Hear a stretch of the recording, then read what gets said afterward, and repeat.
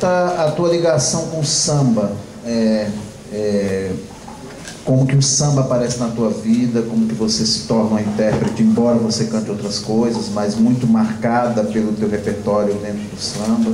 Então conta um pouquinho dessa tua trajetória. Bom, eu chego no samba pelo meu pai, né? Eu costumo dizer que a minha primeira formação musical, aquela da infância, quando o que você ouve, né? Isso foi muito marcado pelo que meu pai escutava, em especial meu pai. O meu pai nasceu em São Paulo, ele é paulistano, e desde muito cedo, meu pai é negro, eu sou filha de pai negro e mãe branca, por isso que eu tenho Cozza, de sobrenome italiano, mas dos Santos do meu pai. O meu pai é um cara que, graças à batalha da minha avó, que Marcelinha chegou a conhecer, enfim, minha avó é lavadeira, filha de escravo e tudo mais, e a minha avó foi a figura que lutou muito para que ele pudesse estudar. Então ele estudou em ótimos colégios e tudo mais, e foi um dos primeiros negros a se formar em economia na PUC de São Paulo. Ia levar o samba para dentro da universidade, porque na PUC não tinha samba na época do meu pai. Meu pai nasceu em 44, tem 68 anos hoje. Então, na época, ele foi o cara que levou o samba da Barra Funda, e aí a Barra Funda, fazendo um paralelo talvez com o Rio de Janeiro, mas a Barra Funda é o grande centro de encontro mesmo dos sambistas da cidade de São Paulo, né?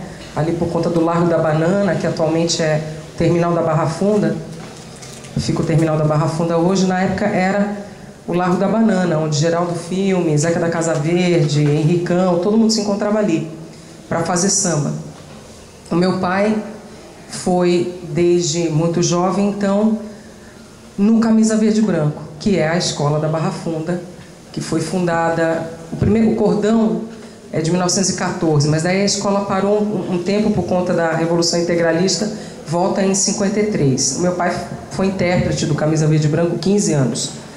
Então eu cresci ouvindo esse samba, em especial o samba da escola de samba mesmo, batucada do Camisa, que é uma comunidade predominantemente negra, como é a Nenê de Vila Matilde, como é o Vai Vai, que misturou com os italianos, né? Como é o pessoal da Casa Verde lá do Mocidade. Então eu cresci na Barra Funda, né? E na casa da minha avó, que foi onde eu me criei, a minha avó italiana, né? Era onde o meu pai fazia as batucadas.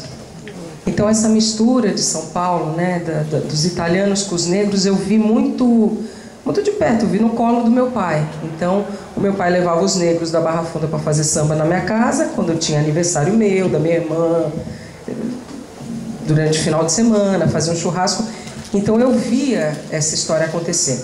Paralelo a isso, meu pai foi me apresentando os grandes nomes da música popular brasileira. Ele é um amante de grandes cantoras, então, de Elisete Cardoso a Clara Nunes, Clementina de Jesus, Leni Andrade, aí as americanas também, a Dakota Staton, a ela, a Nina Simone. Eu ouvi tudo isso quando eu era criança.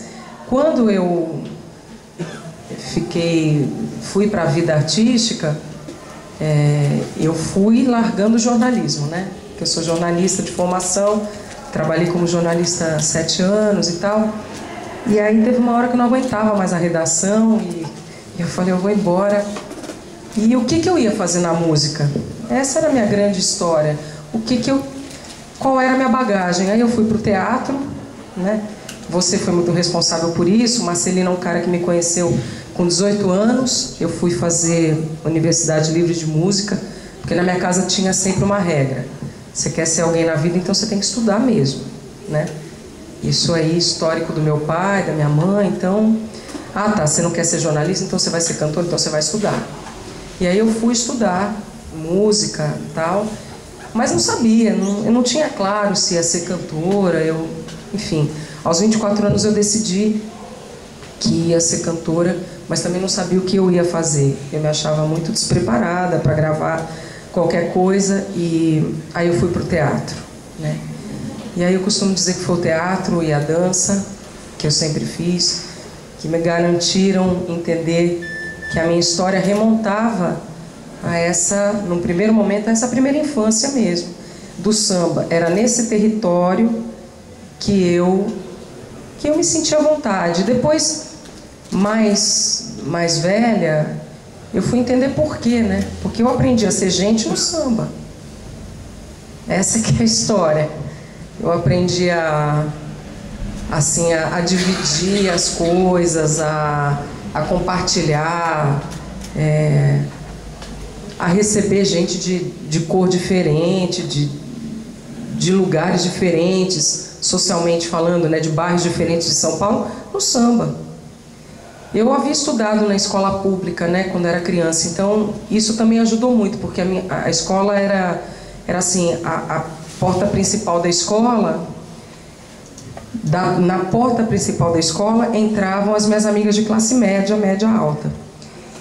E pela quadra da escola, pelo fundo da escola, que tinha um muro, entravam as minhas amigas da favela, que eram predominantemente negras ou né, mulatas. E eu, desde muito criança, eu me dava bem tanto num grupo quanto no outro, assim, então eu era um pouco mediadora. Muito por conta do samba, com certeza, porque eu convivia com as italianas da minha avó, as tias e tudo mais, e com os amigos do meu pai, as tias que a gente brinca, as nega véia, do camisa, da Barra Funda. Então o samba não foi... As pessoas costumam dizer, não sei o que, a arte me escolheu, não sei o que me escolheu. Eu acho que eu despertei para uma coisa que eu já tinha, que eu já havia ganho. Porque o samba foi um presente para mim. Acho que é um presente para todos nós, assim, brasileiros em especial. Então, eu aprendi a ser gente no samba, acho que é isso. Paulo, e a figura do Ismael Silva? Porque, evidentemente, você vai pesquisar para o livro, etc. e tal, mas eu queria que você contasse um pouco da trajetória dessa grande figura, né? O Ismael Silva, ele nasceu em Niterói.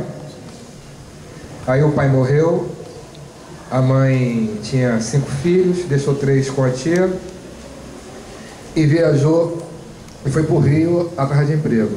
Trabalhar de empregada doméstica e depois arrumou um emprego no hospital lá. E o Ismael Silva queria estudar e a mãe dele falava para ele não estudar porque isso era coisa de branco, não vai estudar. E ele queria, porque tinha uma escola normal lá, já tinha uma escolinha e tal. Aí ele foi para a escola sozinho. Procurou, isso é verídico, foi para a escola sozinho e desde que começou a estudar, ele tirou 10 em todas as matérias, todas, até a religião tirava nota 10, isso é verdade. Aí, com 3 anos de escola, ele foi monitor e começou a ensinar os alunos mais atrasados, né? E no segundo grau ele já tinha lido Manuel Bandeira, já estava conhecendo a literatura que chegava na época, já conhecia Mário de Andrade, lia todos os jornais. É um intelectual, né, de rua e acadêmico, né, de escola, fez o segundo grau, mais que faculdade, era uma coisa. Mas aquele ensino que se tinha naquela época, que era muito bom, né, ele... Um sujeito que tinha, sabia se situar dentro do mundo, sabia o que significava a Europa, o que significava a América Latina, da política. Era um sujeito, né, preparado, vamos dizer assim. E essa coisa da violência, ele fala muito sobre isso. Eu pesquisei no MIN, no Museu da Imagem do Som, entrevista dele. Ele fala dessa questão policial, mas fala também numa nova música que ele queria inventar. E isso juntou 5, 6 pessoas, como Bide, Mano Rubens, Alcibiades Barcelo, Baiaco, Brancura. Os caras se reuniam e tentavam fazer uma nova música. Eles tentavam fazer uma música que desse para cantar, dançar e andar. Mas isso tudo com um plano piloto. Como foi a poesia concreta? Um plano piloto. Vamos fazer uma poesia assim hoje, agora. Vamos fazer uma poesia que fala de São Paulo, que tem influência da propaganda, que seja descritiva, que seja imagística, que tenha influência de César Paulo, de Baudelaire, de Mallarmé, né? A mesma coisa foi o samba, foi feito dessa maneira. Isso que me chamou mais a atenção. Você estava me contando que e porque antes a música era o quê? Era o que é que ele queria fazer diferente que... Eu te contei assim, porque tem um vídeo, tem no YouTube, ele falando porque que ele fez o samba. Ele falou assim, ó, imagina um agrupamento carnavalesco cantando o chefe da polícia. Ah, tem que cantar assim, ó. O chefe da polícia, pelo telefone, manda me avisar. Ele faz assim, né? Que na carioca tem que cantar assim. Agora assim, olha a diferença, ó. Nem tudo que se diz se faz. Aí... mudou tudo. Que diferença? Mudou tudo. Mudou o ritmo. Ele aumentou a intensidade da nota. Notas mais longas, né? Repinicado, primeira e segunda. Sabe? Saiu do machista, saiu daquela coisa da polca que tinha ali, da influência da América do Sul, do fado, né, que a gente tinha, essa influência. Ele disse, não, vamos partir para uma coisa mais no dum. Vamos partir para o dum, vamos partir para uma coisa mais de candomblé, uma coisa mais de macumba, de umbanda, vamos bater. E realmente tinha noção. Né? Ele, Bide, o Mano Rubens também tocava, o Bide tocava um tamborim, foi cantar com Francisco Alves, gravou o Carlos Miranda, fez uma carreira no rádio, né, quando era do rádio surgiu, ele tocava lá e tal. Mas assim, o grande pensador, né, desse movimento, vamos chamar de movimento musical, foi o Aníbal Silva. Fabiana, o que é ser uma cantora? O que é ser uma cantora de samba no Brasil? Você é uma intérprete, você já fez... Você canta Edith Piaf, você canta, enfim, outros repertórios, tem 3 discos gravados, mas o que é ser uma cantora de samba? Ou considerada sempre como uma cantora de samba, embora tenha um vasto repertório? Enfim, eu queria que você falasse sobre isso. É complexo, né? Eu vou passar a noite aqui falando. Na verdade, o que eu acho é o seguinte, eu queria começar respondendo por uma outra coisa, né? O que te faz ser uma cantora de samba, né? Como você... Quem é sambista, né? Uma vez eu vi o Ney Lopes falando que sambista para ele é o cara que frequenta a roda, que sabe tocar um instrumento, que sabe sambar, que conhece alguns passos, alguns códigos da dança do samba, que conhece os códigos de uma roda de samba. E eu fiquei muito feliz de ouvir isso do Ney Lopes, que é uma referência super importante, porque era tudo que eu vinha pensando também. E, de certa forma, no meu caso, foi o que eu fiz, né?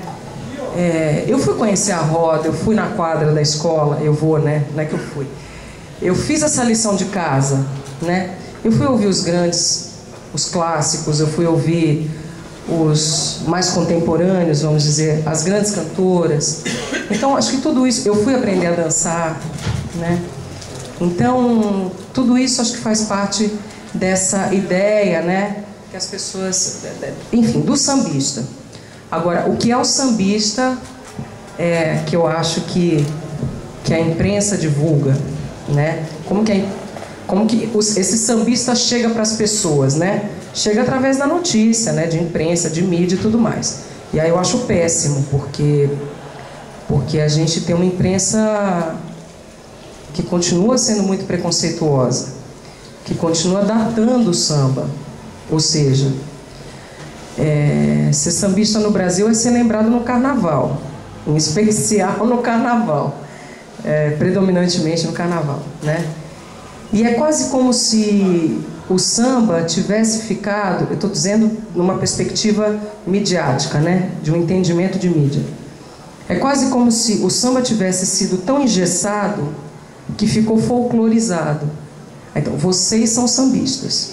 Então, o sambista tem um jeito de vestir. Se ele põe um tênis Nike, ele já está esquisito. Não, ele tem que vestir sapato bicolor ou sapato branco. Ele tem que usar um chapéu Panamá. Não que não tenha que ser isso, mas não precisa ser só isso, não precisa ter esse rótulo, porque isso já chega com muito preconceito, né? Essa coisa de ser só lembrado no carnaval, esse ano aconteceu uma...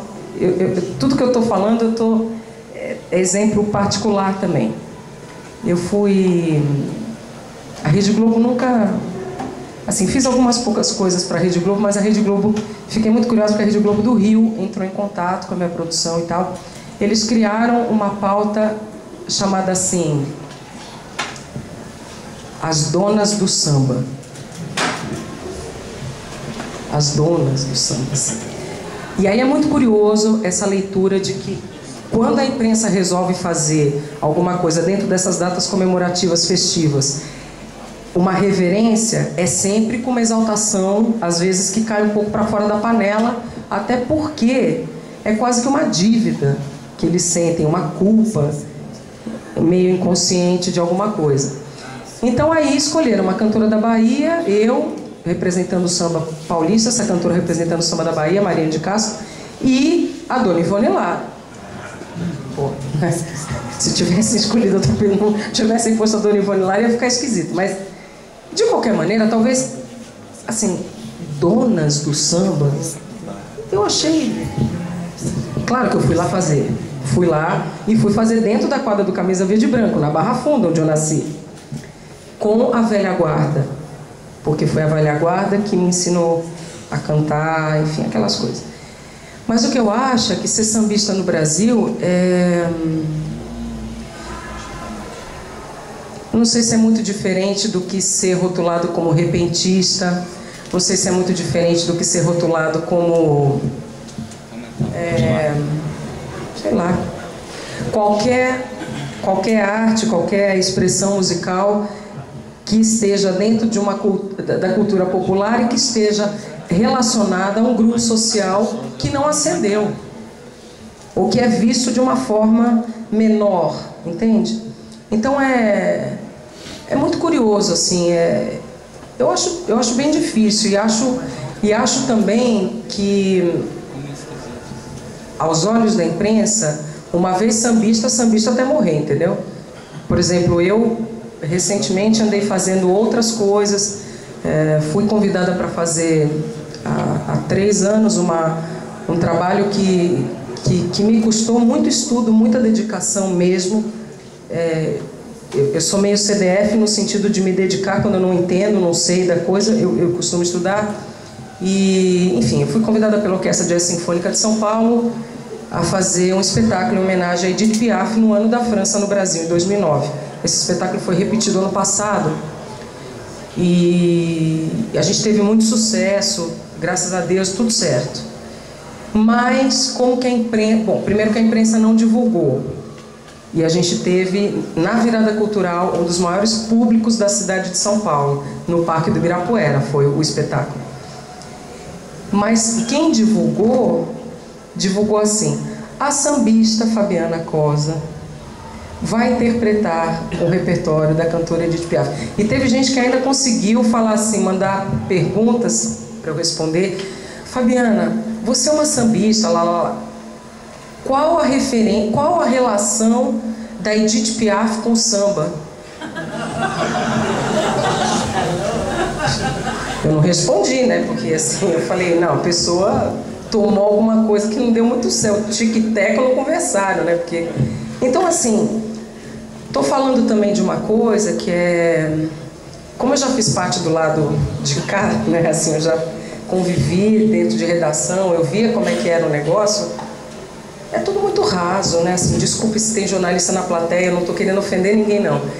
Mas é tudo muito raso, entendeu? Assim, ninguém senta com o seu Nelson Sargento para querer saber da história do seu Nelson Sargento, entendeu? Ninguém quer saber se ele... né, por que ele fez aquela música, em que contexto que estava e tal. Porque eu acho também que tem uma questão que é a seguinte: no Brasil, educação não é uma coisa séria. Porque um gênero como o samba, né, o Paulo está falando de um livro que conta parte da história do Brasil. Imagina, o samba aí como um grande veto à repressão. Isso é a história do Brasil. Isso é a história de todos nós. Então isso deveria interessar para além da música. Para além da música. E é muito curioso, porque tem muita criança, muita gente que... Isso o Ney Lopes fala também, né? Muita gente que passava na escola porque decorava a letra de samba enredo. Antigo, né? Não hoje. Mas antigo. Decorava a letra de samba enredo, então aprendia a data, aprendia quem é que tinha feito a revolução. Aí o cara na hora lembrava assim, assim, 5 da história do Rio. Só que ela tá fazendo a prova de matemática. 5 bailes da história, 1945. Pô, é 1945. Respondeu e passou, fez aquele... É verdade. Isso é verdade. Então, pra gente ver, né, como tem uma importância que é educacional também, entende? Eu tive uma experiência agora em dezembro, eu estava em Israel, eu fui para Tel Aviv fazer dois shows de lançamento desse disco e me convidaram também para dar aula numa das mais importantes escolas, não sei o que lá, de música contemporânea de Tel Aviv.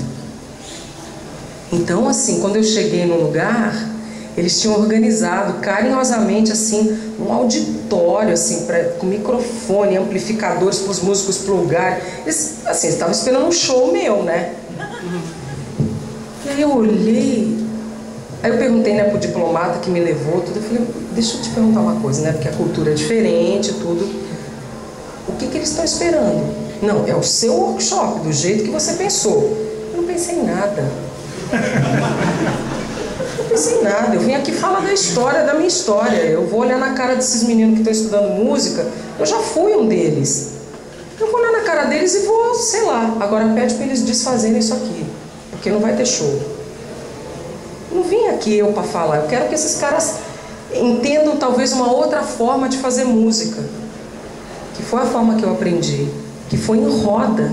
Depois eu fui pro teatro, era tudo em roda, tudo é roda, porque tudo é compartilhado.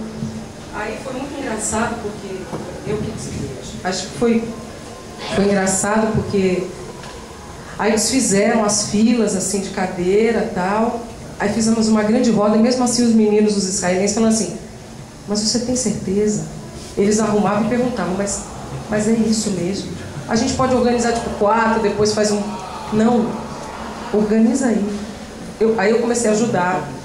Em resumo da ópera, quando os meninos chegaram, né, os estudantes, e eram muitos e de muitas áreas diferentes, aí chegou o diretor da escola, o diplomata não sei da onde, o povo da embaixada, e eu lá respirando assim, meu Deus, ou eu vou me fuder, ou vai dar tudo certo, entendeu?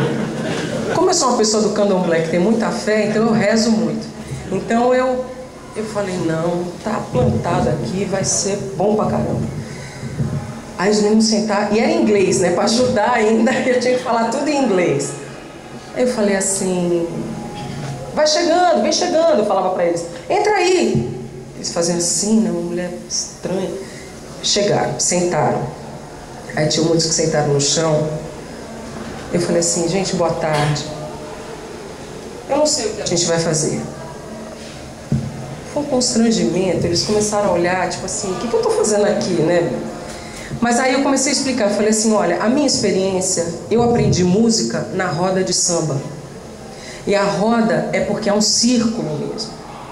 E nesse círculo, as pessoas compartilham a sua vida. As pessoas dividem comida, né? Ah, toma aí do caldinho de feijão. Não, prova aí, a tia Cida que fez, prova aí, tá bom, menina. Então, as pessoas compartilham comida, as pessoas compartilham amizade, as pessoas bebem no mesmo copo e as pessoas improvisam a música. É por isso que eu não preparei nada para vocês. Mas nós vamos fazer essa história agora.